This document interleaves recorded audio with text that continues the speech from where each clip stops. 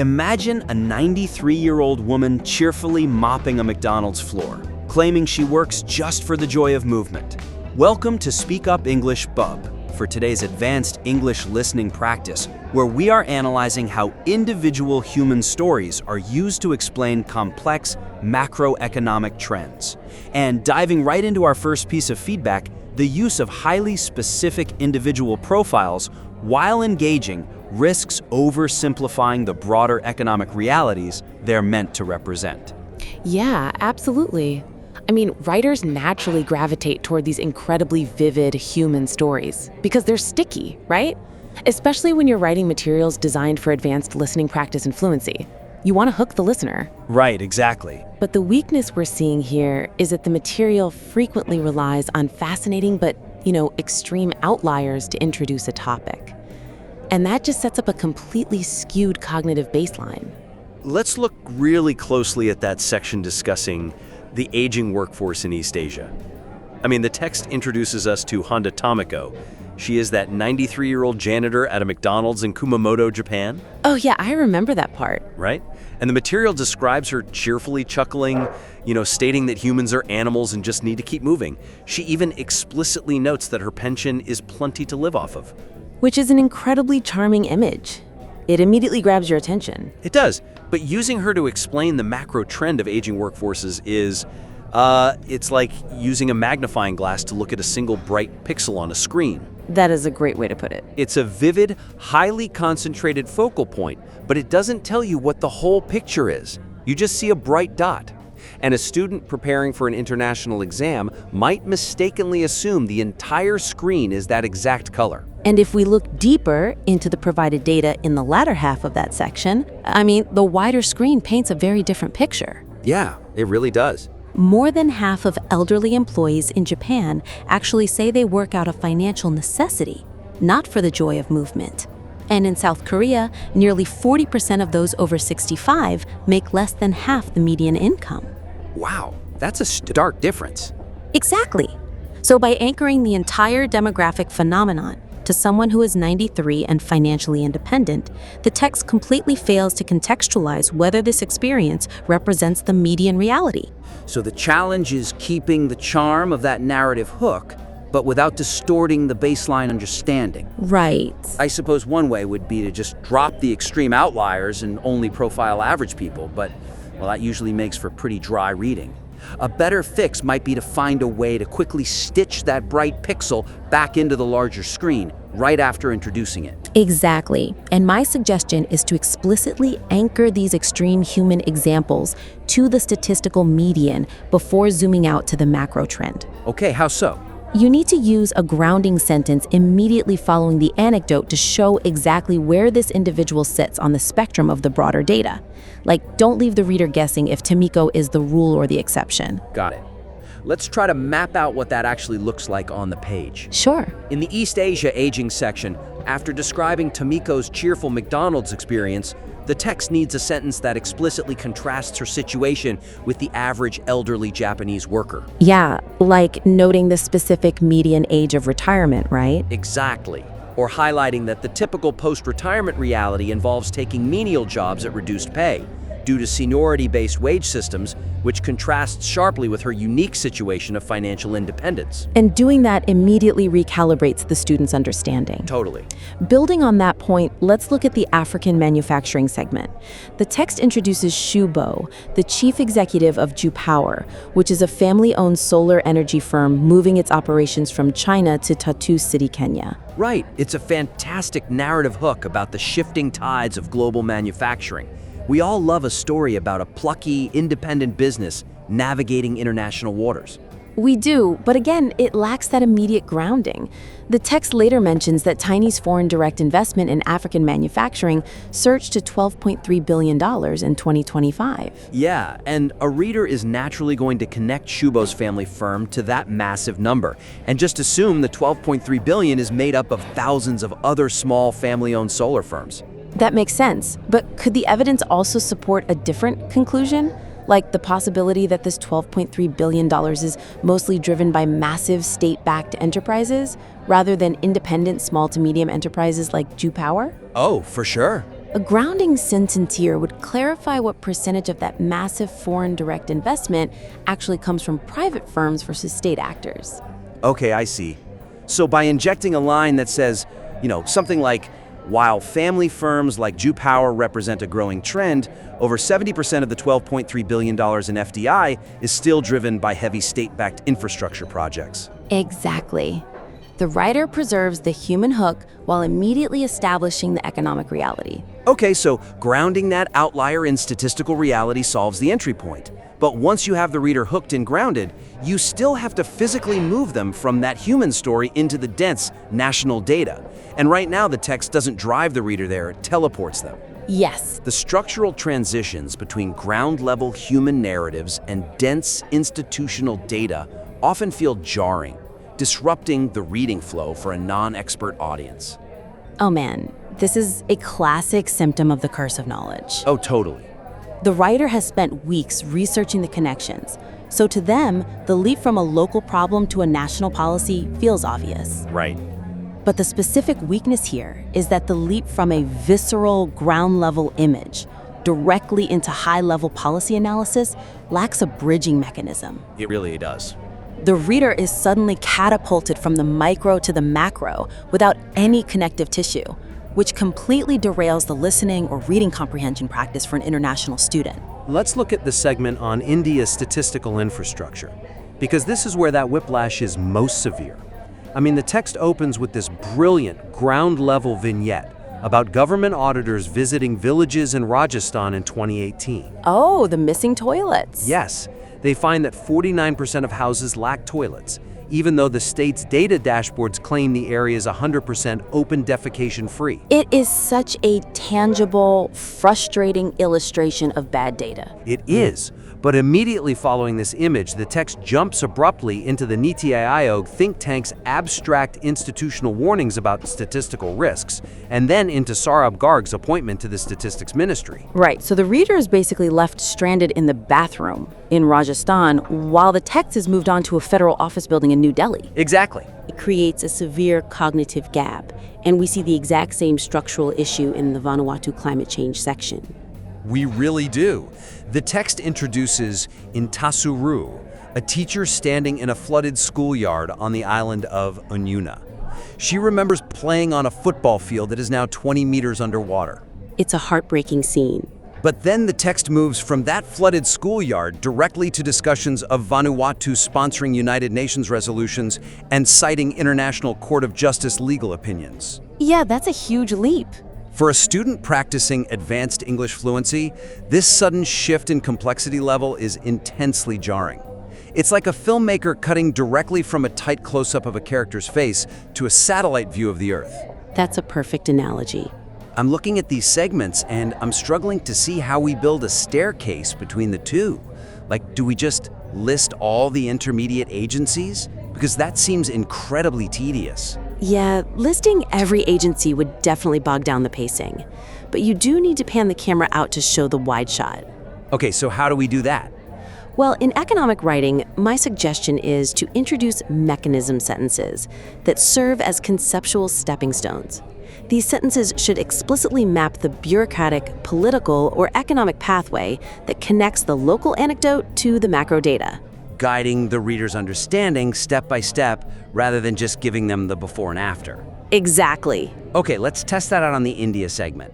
Between the Rajasthan toilets and the Niti Aayog think tank, we need a sentence explaining the mechanism of reporting. Right. So instead of a hard cut, we write something like, when local auditors aggregate these ground-level discrepancies and push them up to state dashboards, the resulting systemic data failures eventually forced federal think tanks to sound the alarm, culminating in Saurabh Garg's mandate to rebuild the entire statistical infrastructure. Perfect. And notice how the verbs do the heavy lifting there. Oh yeah. Aggregate, push up, forced, culminating. You're explicitly tracing the data's journey up the bureaucratic ladder. It makes the dense institutional data feel like a natural consequence of the human story. I love that. Let's apply that to the Vanuatu story. Okay. The text actually contains the necessary puzzle pieces for this transition, like the Malava Tumori Council of Chiefs, but they're just scattered later in the text. Right, they aren't connecting the dots. Exactly. So A mechanism sentence would synthesize them right after the flooded schoolyard, something like, as local teachers like Intasuru report shoreline erosion to village elders, these crises are elevated through traditional land ownership bodies like the Council of Chiefs, ultimately pushing the national government to seek legal recourse on the global stage at the UN. Yes, you are holding the listener's hand as you walk them up the staircase of complexity. The UN resolution doesn't just appear out of nowhere. It is shown as the direct, escalated result of that flooded schoolyard. Right. This ensures the cognitive load for the language learner remains manageable because the logical progression is unbroken. Okay, so we've grounded the entry point. We've built the mechanism staircase up to the macro level. But this brings us to the third issue. Which is, What happens when the writer decides to just live on that top floor for the rest of the text? Several purely analytical sections become overly dense with institutional mechanics and could benefit from the periodic reintroduction of human stakes to maintain the reader's engagement. yeah, this is where even the best macroeconomic writers stumble. They do the hard work of hooking the reader and transitioning into the data, but then the middle and late sections of certain analyses just abandon the human element entirely. They really do. They spike heavily in complexity and start reading like dry white papers.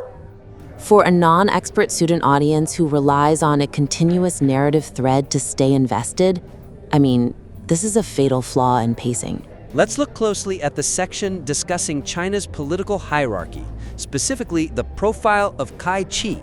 Okay. The text dives into an incredibly dense breakdown of his roles. It details his position as fifth among the 7 members of the Politburo Standing Committee. It outlines his role heading the General Office, acting as Xi Jinping's Chief of Staff, running the Central Guard Bureau, overseeing the Central Secretariat, and serving on the National Security Commission. Wow, yeah, that's a lot. It is a vital analysis of power structures, but it is an absolute wall of institutional data. It is. And we see a similar wall in the Middle East section detailing the tension between the United Arab Emirates and Saudi Arabia over OPEC. Oh, totally. The text bombards the reader with figures. You've got 3.6 million barrels a day, 600,000 barrels of spare capacity, a target of 5 million barrels by 2027, $125 per barrel prices, and the 1.8 million barrel capacity of the pipeline to Fujairah. As I understand it from the notes, the sheer density of these numbers creates major fatigue. While a deep dive is obviously necessary to understand global oil markets or Chinese political maneuvers, reading these sections feels like holding your breath underwater for too long. Right, you're just waiting to break the surface for air. Exactly. But let me push back a bit on the solution here. If we are constantly interrupting a serious analysis of OPEC's spare capacity to talk about, like, a local gas station owner, does that risk making the text feel too lightweight? We are aiming this at advanced students preparing for serious international exams. We don't want to dilute the academic rigor. That's a fair point. But is there a risk that focusing solely on the macro data here might overlook the fundamental truth of economics, which is that all data eventually impacts people? Good point. Human stakes don't dilute seriousness. They provide the ultimate context for it. My suggestion is to weave micro-anecdotes or brief reminders of individual stakes directly into the densest policy paragraphs. As like mental resting points? Exactly. They act as mental resting points. They sustain the pacing and remind the reader why the abstract data actually matters on a human level, without sacrificing the rigor of the analysis. Let's see how that functions in practice with the UAE and OPEC section. So instead of just delivering a pure uninterrupted list of production quotas, we can break it up. Right. You state the 3.6 million barrel quotas and the $125 per barrel prices, but then you briefly insert a half-sentence framing how these exact numbers impact the daily economic reality of a local worker, or perhaps a regional logistics business trying to navigate the subsequent inflation. Yeah, and it doesn't need to meet a long, sprawling narrative. Just a quick pivot. Like, as production targets push toward 5 million barrels by 2027, the resulting capital influx filters down to the construction firms in Dubai, where foremen are already struggling with supply chain bottlenecks. Oh, I see. It grounds the abstract millions back into concrete reality. Let's look at the segment on China's reading campaign. The text provides a fascinating macro analysis of Xi Jinping's new reading regulations, the drive for techno-nationalism, and the political crackdowns on unapproved genres. Right. But it gets highly theoretical very quickly, diving into ideological frameworks.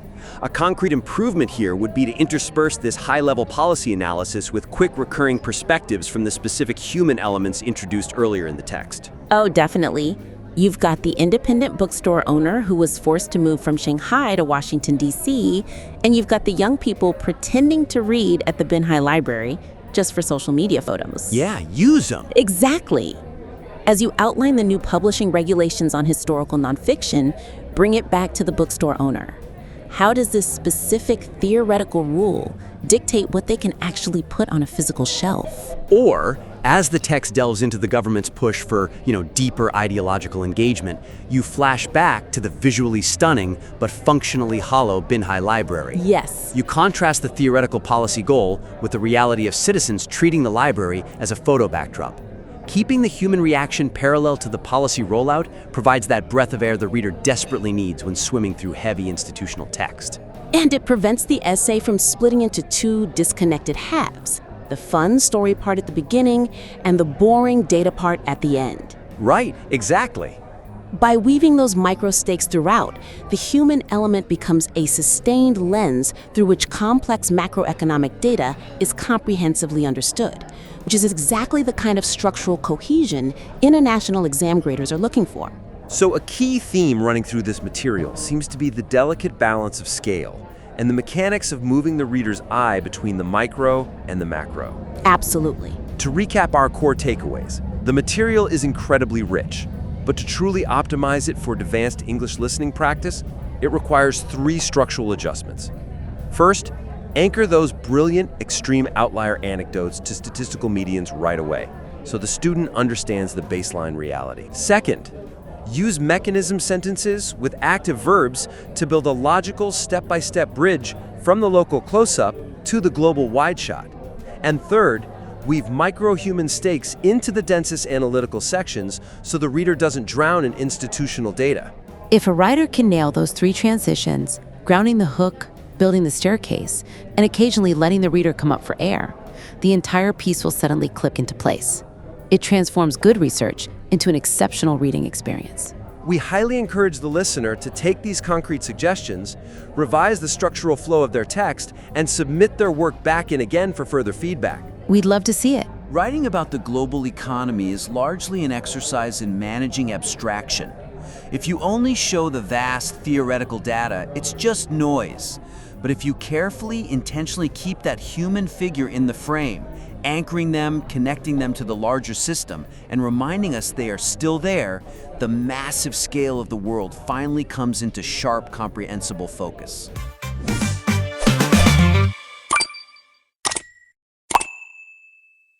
Thanks for being with us. See you on our next video. Let's speak up.